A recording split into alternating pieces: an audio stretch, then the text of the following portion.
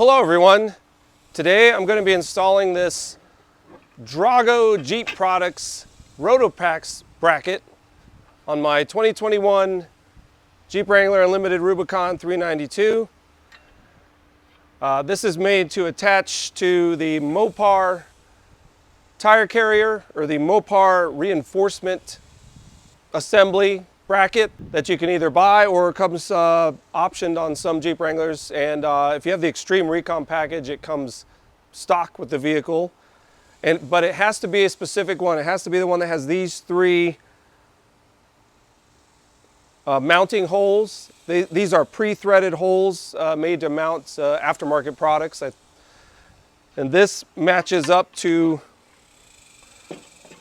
is going to fasten into these three holes. And this is a added Rotopax mount, and this is a lockable Rotopax mount. If you go to the Drago Jeep Products website, these sell for right around $350. And I'll be honest, I probably wouldn't have bought this at this time had I had to buy this at its normal retail price. I happened to find this used. A friend of mine was selling one of these, and it included not only the Drago bracket, but the lockable Rotopax mount and this 3-gallon Rotopax gasoline container. So I felt like I couldn't pass up the deal to buy all of these for less than what the Drago bracket normally costs. So, you know, after the trip where I went to Pins, to Padre Island National Seashore, and needed extra fuel, I was carrying that extra fuel in the M1102 trailer, and I was thinking, well, would I have needed extra fuel had I not been towing the trailer? And even if I did, how would I carry it? So in my 2008 JK Unlimited Rubicon, I had a LOD rear bumper with tire carrier, and it had jerry can. I added the optional jerry can carrier to it, and it was to hold the old 5-gallon metal jerry cans to it, or any jerry can that'll fit there. But you know, those can be quite pricey, and then you're having to replace the entire bumper and add those to it, and you're looking at spending, you know, $1,300 to $1,800, maybe even more for something similar to that nowadays. So I wanted a kind of cost-effective way to be able to carry some extra gasoline with me, and of course this can hold either a 3-gallon Rotopax or a 2-gallon. Now 3 gallons isn't anywhere near as much as 5 or 10 gallons, but it's better to have some extra fuel than not have any at all.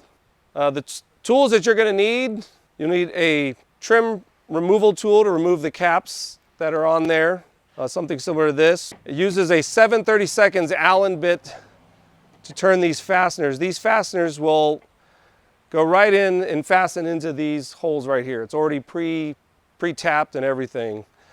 So you have these three fasteners. You can use just a regular Allen bit, or I'm going to use a 7/32 Allen or hex bit socket, along with this 3/8" drive ratchet. And one of these has a spacer, and that's to, these aren't all the same distances. This one's further in, so that's why they gave you a supplied spacer here. This can work with up to a 37" tire on the Mopar tire carrier. I'm not sure you want to go over that, especially on this factory tailgate and factory, or the Mopar tailgate reinforcement bracket. That's exactly what this, it's called a reinforcement bracket, but essentially what this does, it doesn't reinforce these hinges, it redistributes the weight of what's mounted here onto the tailgate, so that it's not just pulling on one centralized area, it's kind of spread out a little more, and that helps ease the burden on the tailgate. Which these tailgates are much stronger than they've been ever in any previous Jeep Wrangler. They're very lightweight and very strong. But even then, if you're planning to go over a 37" tire, you might want to get a different reinforcement bracket, which this will not work with. Or actually, I've seen somebody fab this up to work with a different one. I think it was a Terraflex one. At that point, you might want to get a different bumper and tire carrier altogether. So we're going to start by removing these plugs or caps that they've put on these holes.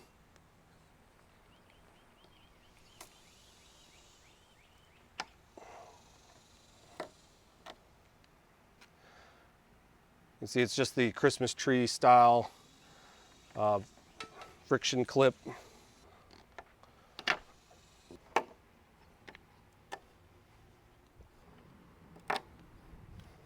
Now that that's done, you're going to want to take your bracket, and this has the Rotopax mount already installed. Like I said, it was installed by the previous owner. Previous owner also had a custom made plaque here, made in the bronze color of the outlines, the accents on the Rubicon 392.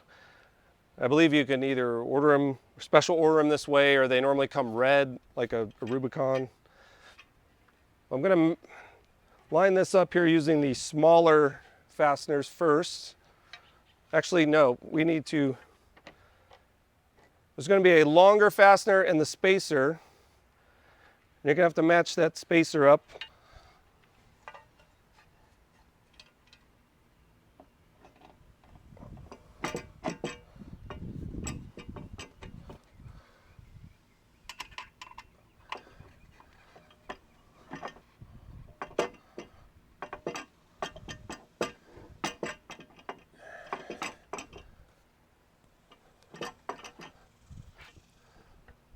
Got the center one kind of in, but it's not wanting to thread real easy, so I'm going to go ahead and start threading the other two, which don't require the spacer. I just don't know how difficult it is to get the spacer in with this with these two both already in.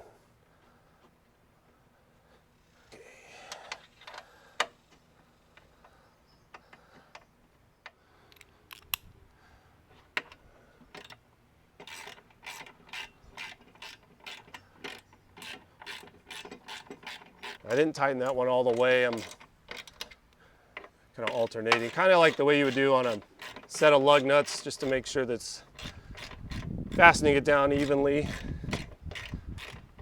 I'm a little concerned about this, adding more weight to this tire carrier, which is already, you would think it'd already be taxed enough with the 37 on here, but I mean, they added holes here specifically for adding stuff to this, so you'd think it can handle it, but we'll see. It's probably why you don't want to go over 3 gallons of gasoline. And to top it off, I also have the tailgate table, the rough country Jeep tailgate table on the inside. So you could potentially have a lot of weight on here. All right. There's no torque specs, at least that I found. I didn't find any instructions, but I'm sure if you buy this straight from Drago, or they'll have instructions. So I'm just snugging it on there. That's pretty solid. It's rattling because this doesn't have anything mounted here, but from there,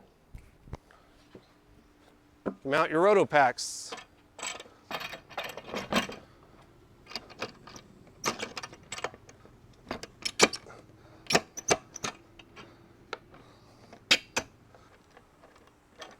If you have a locked one of these, it'll come with a cylinder and a key. You want to get this good and tight, and put the cylinder back in. Lock it. Now nobody can steal your Rotopax. I mean, it does shake if it's rattled, but I'm not sure if that's gonna, if you're gonna hear that in the cab at all, but definitely fill this up and test this out here. I think once it has more weight in it, it might be a little more steady, but to be able to bring extra fuel with you, it can be priceless depending on your situation. So you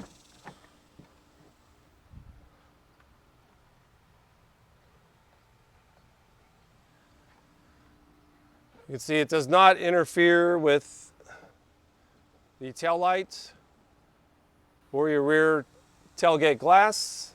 Just be sure this is all the way open. Now, sometimes I can open this glass with this partially open, but you can see I can't do that anymore. But everything comes with a cost. They've done their best to make sure this is not interfering with the functionality of the tailgate and the Jeep in general. Pretty good product, pretty good design, pretty good fit and finish. May not be for everyone. If you're wondering what this looks like with a 2-gallon Rotopax, doesn't really matter which way you put it.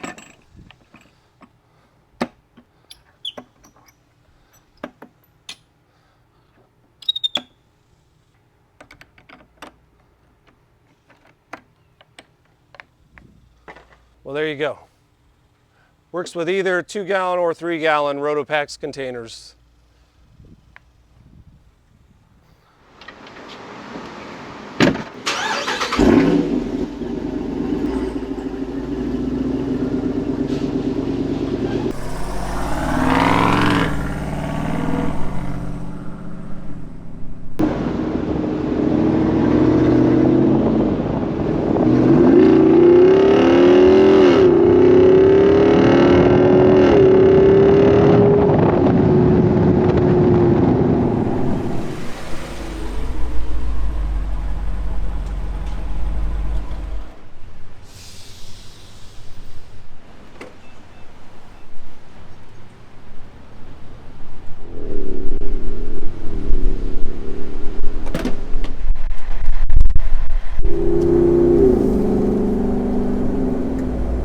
All right, so I filled up the Rotopax, the 3-gallon Rotopax, and I've been driving around now for a little bit just to give a real-world application of this, real-world review. And for the most part, actually, I can hardly tell it's there. It doesn't block your field of view, which is nice. I mean, if I look carefully, I can see it. Actually, the rear passenger side headrest blocks it, so I don't feel it. I don't feel or hear anything from the vibrations of it. It does vibrate a little bit. I ran over some pretty good bumps just to see how it would do, and it does shake. I mean, you think it's just kind of sticking up there, but it's secure. It ain't going anywhere.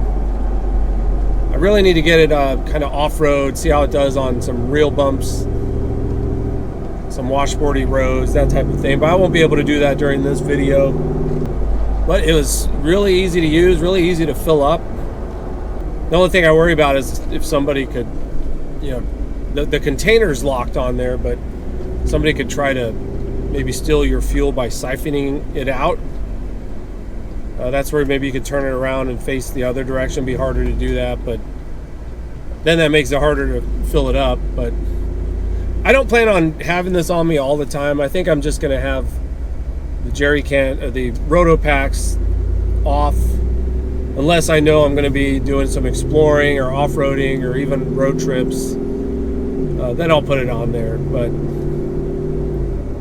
of course, then you could argue, what's the point of having a backup if you don't have it with you? Because you just never know. But I think out of all my years driving, the only times I've ever really come close to running out of fuel where it was really a worry, it was only a handful of times.